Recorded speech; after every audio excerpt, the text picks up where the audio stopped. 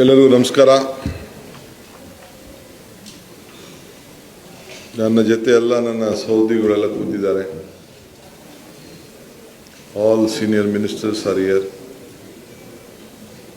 ಇಬ್ಬರು ಮಾತ್ರ ಕೆಲವು ಕೆಲಸಕ್ಕೆ ಹೋಗಿದ್ದಾರೆ ಇದ್ದವರು. ಪರಮೇಶ್ವರ್ ಅವ್ರ ಆರೋಗ್ಯ ಸ್ವಲ್ಪ ಸರಿಯಿಲ್ಲ ಅಂತ ಇವತ್ತು ಪಾರ್ಟಿಸಿಪೇಟ್ ಮಾಡಿಲ್ಲ ಅಷ್ಟೇ. ಸುಮಾರು 7 ಗಂಟೆಯಿಂದ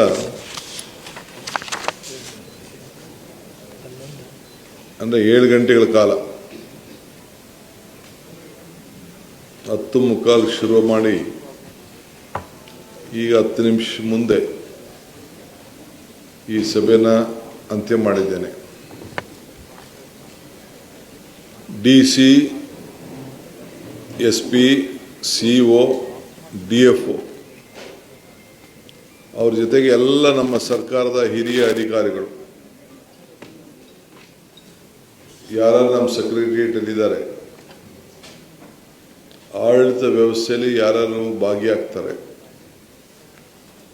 ಅವರೆಲ್ಲರೂ ಕರೆದು ಮೊದಲ ಸಭೆಯನ್ನು ಮಾಡಿದ್ದೇವೆ. ನಮ್ಮೆಲ್ಲರದು ಕೂಡ ಒಂದೇ ತಂಡ, ಟೀಮ್ ಕರ್ನಾಟಕ ಆಗಿ ಕೆಲಸ ಮಾಡೋಣ ಅಂಥೇಳಿ ಎಲ್ಲರೂ ಕೂಡ ಮನವಿಯನ್ನು ಮಾಡಿದ್ದೇನೆ. ಜನ ನಮ್ಮ ಮೇಲೆ ಭಾಳ ನಿರೀಕ್ಷೆಯನ್ನು ಮಾಡಿದ್ದಾರೆ. ಸಾರ್ವಜನಿಕರ ಯಾರೇ ಆಗಲಿ ಸಾರ್ವಜನಿಕರು ಅವರ ಸಮಸ್ಯೆಯಿಂದನೇ ನಮ್ಮ ಹತ್ರಕ್ಕೆ ಬರ್ತಾರೆ. ಸಮಸ್ಯೆ ಇಲ್ಲಾಂದರೆ ಯಾರು DC ಆಫೀಸ್ಗಾಗಲಿ, ಸೆಕ್ರೆಟರಿಯೇಟ್ಗಾಗಲಿ, ತಾಲೂಕು ಆಫೀಸ್ಗಾಗಲಿ, ವಿಲೇಜ್ ಅಕೌಂಟೆಂಟ್ ಆಗಲಿ, PDO ಆಫೀಸ್ಗಾಗಲಿ ಬರೋದಿಲ್ಲ. ಬಂದಂಥವ್ರಿಗೆ ಸ್ಪಂದಿಸಬೇಕು, ಪಾಸಿಟಿವ್ ಆಗಿ ಸಮಸ್ಯೆನ ಬಗೆಹರಿಸಬೇಕು. ಇದನ್ನು ಮಾರ್ಗದರ್ಶನವನ್ನು ಕೊಟ್ಟಿದ್ದೇನೆ.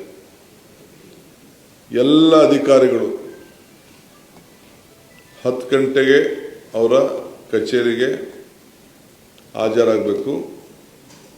ಎಲ್ಲೇ ಡಿಸ್ಟಿಕ್ ಹೆಡ್ ಕ್ವಾರ್ಟರ್ಸಲ್ಲಿ ಅವರು ಹಾಜರಾದ ತಕ್ಷಣ, ಅವ್ರ ರಿಪೋರ್ಟ್ ಆದ ತಕ್ಷಣ, ಅವರು ತಮ್ಮನ್ನು ಪ್ರೆಸೆಂಟ್ ಮಾಡಿದ ತಕ್ಷಣ ಇಲ್ಲಿ ನಮ್ಮ ಚೀಫ್ ಸೆಕ್ರೆಟರಿ, ಅಲ್ಲಿ ನಮ್ಮ ಅಡ್ಮಿನಿಸ್ಟ್ರೇಷನ್ ನೋಡುವಂಥ ಸೆಕ್ರೆಟರಿ ಯಾರಿರ್ತಾರೆ ಅವ್ರಿಗೆ ಮೆಸೇಜು ಬರಬೇಕು.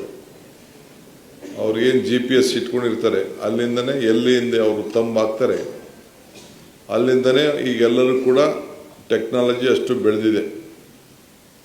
ಅದನ್ನು ಅವ್ರಿಗೆಲ್ಲರೂ ಕೂಡ ಮಾರ್ಗದರ್ಶನವನ್ನು ಕೊಟ್ಟಿದ್ದೇನೆ. ವಿಲೇಜ್ ಅಕೌಂಟಿಂದ ಹಿಡಿದು, ರೆವಿನ್ಯೂ ಇನ್ಸ್ಪೆಕ್ಟರಿಂದ ಹಿಡಿದು, PDO ಇಂದ ಹಿಡಿದು ಯಾವುದೇ ಇಲಾಖೆ ಅಧಿಕಾರಿಗಳು, ಜಿಲ್ಲಾಧಿಕಾರಿವರೆಗೂ ಕೂಡ ಪೊಲೀಸರಿಗೆ ಎಲ್ಲರೂ ಕೂಡ ಅವ್ರವ್ರ ಹೆಡ್ ಕ್ವಾರ್ಟರ್ಸಲ್ಲಿ ಕಂಪಲ್ಸರಿ ಇರಲೇಬೇಕು. ಅವ್ರದ್ದೊಂದು ಅಡ್ರೆಸ್ಸು, ಪುಸ್ತಕ, ಮನೆ ಅಡ್ರೆಸ್ಸು, ಫೋನ್ ನಂಬರು ಎಲ್ಲ ಕೂಡ ವೆಬ್ಸೈಟಲ್ಲಿ ಮತ್ತು ತಾಲೂಕುಗಳಲ್ಲಿ ಲಭ್ಯ ಇರಬೇಕು. ಅದನ್ನು ತಿಳಿಸಿದ್ದೇನೆ. ಶೈಕ್ಷಣಿಕ ವರ್ಷ ಪ್ರಾರಂಭ ಆಗಿದೆ. ಪ್ರತಿಯೊಬ್ಬ ವಿದ್ಯಾರ್ಥಿಗಳನ್ನು ಶಾಲೆಗೆ ಕರೆಸ್ತಾರಿಸುವಂಥ ಕೆಲಸ ಮಾಡಬೇಕು. ಎಷ್ಟು ಶಾಲೆಗಳಲ್ಲಿ, ಕೆಲವು ಶಾಲೆಗಳಲ್ಲಿ ಸುಮಾರು 0 ಸ್ಟೂಡೆಂಟ್ಸ್ ಕೂಡ ಇದ್ದಾರೆ.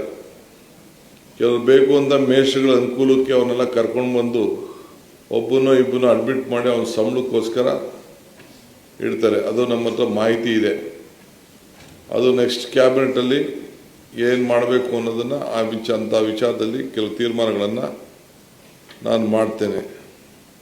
ವಿದ್ಯಾರ್ಥಿಗಳ ಸಮವಸ್ತು, ಪಠ್ಯಪುಸ್ತಕ ಮತ್ತು ಶೂಸು ಯಾವುದೇ ಇದು ಕೂಡ ಕಂಪಲ್ಸರಿ ಇನ್ನೊಂದು 1 ತಿಂಗಳೊಳಗಡೆ ಎಲ್ಲರೂ ಕೂಡ ತಪ್ಪಿಸುವಂಥ ಕೆಲಸವನ್ನು ಮಾಡಬೇಕು. ಮಳೆ ಪ್ರಾರಂಭ ಆಗ್ತಾ ಇದೆ. ಬಿತ್ತನೆ, ರಸಗೊಬ್ಬರ, ಬೀಜ ಲಭ್ಯತೆ ಇವೆಲ್ಲ ಕೂಡ ವಿತರಣೆ ಮಾಡೋಕ್ಕೆ ಕೇಂದ್ರದಲ್ಲಿ ಬೇಕಾದಷ್ಟು ಸಮಸ್ಯೆಗಳು ಬರ್ತಾ ಇದೆ ವಾರಿಂದ. ಅದು ಕೂಡ ಜನ ಭಾಳ ಹುಷಾರಾಗಿ ಇದನ್ನು ಹ್ಯಾಂಡಲ್ ಮಾಡಬೇಕು ಅಂತ ನಾನು ತಿಳಿಸಿದ್ದೇನೆ. ಜೊತೆಗೆ ಲಾ ನೀನಾ ಗ್ಲೋಬಲ್ ವಾರ್ಮಿಂಗ್ ಇಲ್ಲಿ ಉಂಟಾಗುವಂಥ ದೊಡ್ಡ ಸಾಧ್ಯತೆ ಇದೆ. ಸೊ ಅಲ್ಪಾವಧಿ ಮಳೆ, ಕೆಲವು ಕಡೆ ಕೋಸ್ಟಲ್ಲಿ ಪ್ರವಾಹ, ಇವೆಲ್ಲ ಕೂಡ ಇದೆ. ನಿನ್ನೆ ತಾವೆಲ್ಲ ಗಮನಿಸಿರಬೇಕು, ಕೆಲವು ಕಡೆ ಸಿಟಿಗಳಲ್ಲೇ ಫ್ಲೈಟ್ಗಳು ಲ್ಯಾಂಡ್ ಆಗ್ಲಿಕ್ಕೆ ಆಗಿಲ್ಲ ಅಂತ ದೊಡ್ಡ ಮಳೆ ಗಾಳಿ ಎಲ್ಲ ಕೂಡ ಪ್ರಾರಂಭ ಆಗ್ತಾ ಇದೆ. ಇದನ್ನು ಭಾಳ ಹುಷಾರಾಗಿರಬೇಕು. ಜೊತೆಗೆ ನಮ್ಮ ಅಗ್ನಿಶಾಮಕ ದಳ, ಫೈರ್ ಫೋರ್ಸ್ ಅವರು ಭಾಳ ಹುಷಾರಾಗಿ ಇದರಲ್ಲಿ ಕಾರ್ಯಕ್ರಮನ ನಿರೂಪಿಸಬೇಕು. ಇದು ಕೂಡ ಅವರೆಲ್ಲರೂ ಕೂಡ ಮಾರ್ಗದರ್ಶನ ಕೊಟ್ಟಿದ್ದೇನೆ. ಈಗ ಜೊತೆಗೆ ಇನ್ನು ಕೆಲವು ಭಾಳ ಪ್ರಮುಖವಾದ ವಿಚಾರ ಏನವ್ರಿಗೆ ಹೇಳಿದ್ದೇನೆ ಅಂದರೆ, ಎಲ್ಲರಿಗೂ ಕೂಡ ಮತದಾನದ ಹಕ್ಕು SIR ಪ್ರಾರಂಭ ಆಗ್ತಾ ಇದೆ. All district ministers, all DCs compulsory ಪ್ರತಿಯೊಂದು ತಾಲೂಕಿಗೂ ಹೋಗಿ ಭೇಟಿ ಕೊಟ್ಟು BLO ಅವ್ರಿಗೆ ಮಾರ್ಗದರ್ಶನ ಕೊಟ್ಟು, ಯಾವುದೇ ಪಕ್ಷದ BLAಗಳಿರಲಿ ಅವ್ರ ಜೊತೆ ಸಂಪರ್ಕ ಇಟ್ಕೊಂಡು ಅವ್ರ ಮತದಾನದ ಹಕ್ಕನ್ನು ಅವ್ರಿಗೆ ಕೊಡಿಸ್ಬೇಕು. ಮತದಾನ ಯಾಕೆಂದರೆ ಈಗ ಮ್ಯಾಪಿಂಗ್ ಅಂತ ಏನು ಹೇಳ್ತಾರೆ, ಅದು ಮ್ಯಾಪಿಂಗ್ ಬರೀ ಅಧಿಕಾರಿಗಳಿಗೆ ಮಾತ್ರ ಮ್ಯಾಪಿಂಗ್. 90%, 98%, 97, 86 ಅಂತ ಮ್ಯಾಪಿಂಗ್ ಅವರಲ್ಲಿ ಇಟ್ಕೊಂಡಿರ್ಬೋದು. ಅದು ನಮಗೆ ಲೆಕ್ಕ ಇಲ್ಲ. ಯಾವುದೇ ಮತದಾನ, ನಾನು ಕಡ್ಡಾಯವಾಗಿ ಹೇಳ್ತಾ ಇದ್ದೀನಿ, ಇದನ್ನು ಭಾಳ ಕ್ಲೀನಾಗಿ ನೀವು ನೋಟ್ ಮಾಡ್ಕೊಳ್ಳಿ.